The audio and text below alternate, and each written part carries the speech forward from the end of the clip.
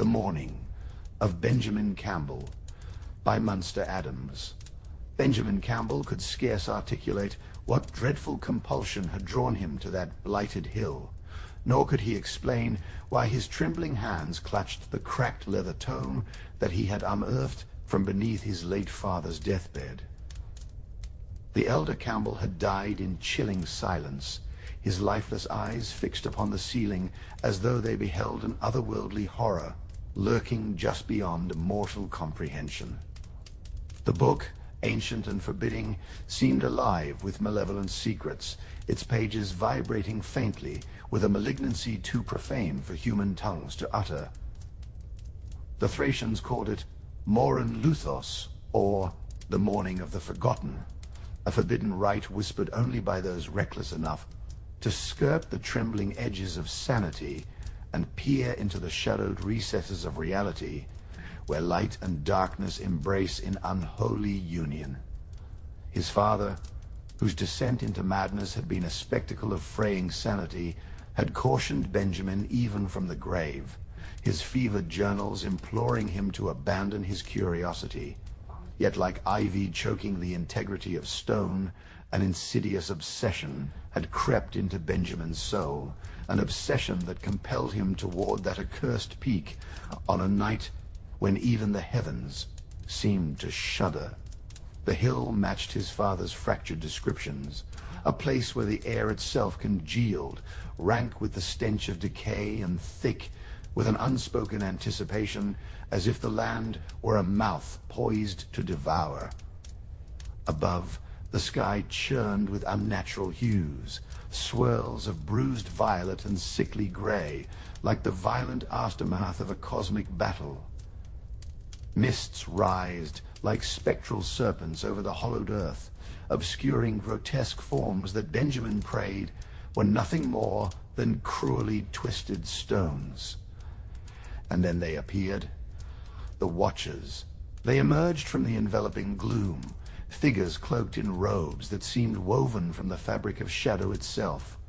Their faces were hidden beneath deep hoods, their silence broken only by the synchronized cadence of their steps, a rhythm so ancient it seemed older than the earth itself. Each bore a candle, its flame casting a malign, jaundiced glow that danced obscenely across the gnarled roots and fractured bones scattered about the hill. The Watchers formed a circle, their movements deliberate, surrounding a central figure, a being that defied the confines of mortal flesh. It was not of man, nor beast, but a grotesque amalgamation of skeletal remains, sinew and vine, as though nature itself had recoiled in despair and sought to mock its own designs. Its visage was the epitome of torment, a face frozen in an eternal scream, its hollow eye sockets radiating a power that promised knowledge so harrowing that no mind could contain it and remain whole.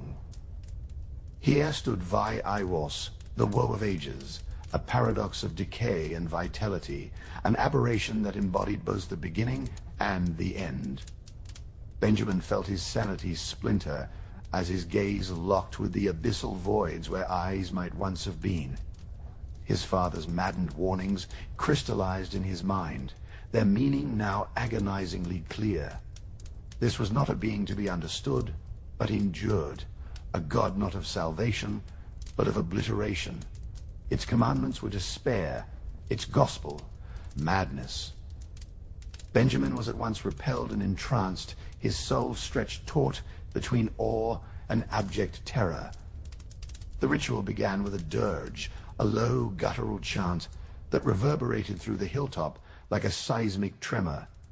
The language was unknowable, its syllables jagged and cruel, carving wounds into the very air. As the Watchers' voices swelled, the Vi Iwos raised its grotesque arms, skeletal appendages adorned with writhing tendrils. The earth beneath it quaked, its surface rippling as if in pain. Then came the faces, human visages emerging from the soil, their expressions twisted in an agonizing ballet of ecstasy and torment. Each one screamed soundlessly, their mouths agape in eternal lament. Benjamin could not avert his eyes.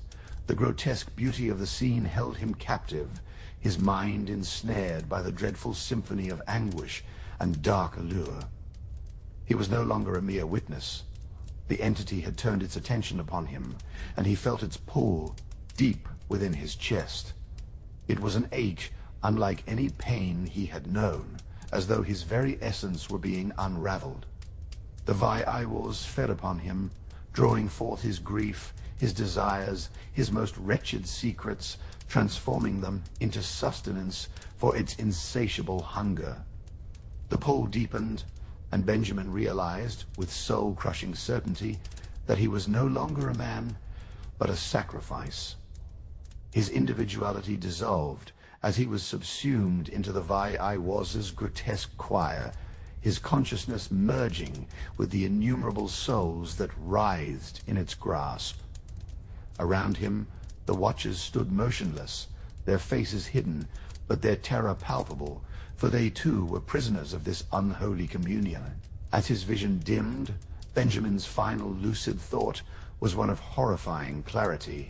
His father had known this fate, had glimpsed the monstrous truth of existence, and had sought to shield him. But it had been in vain.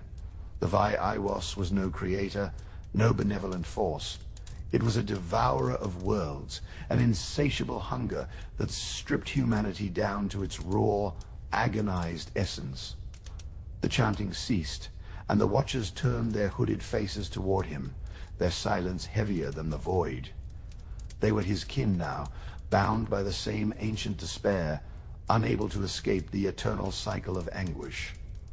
In the end, Benjamin Campbell became one with the Moran Luthos, the mourning of the forgotten, his voice forever entwined in that endless dirge.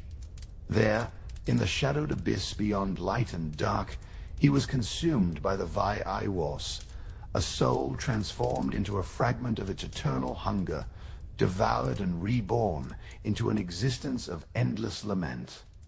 Thus ended Benjamin's mortal journey, swallowed by a cosmic force that could neither be sated nor comprehended. And in the vast, indifferent cosmos, the Vi-Iwars writhed, eternal and insatiable, devouring all that dared to dream of escape.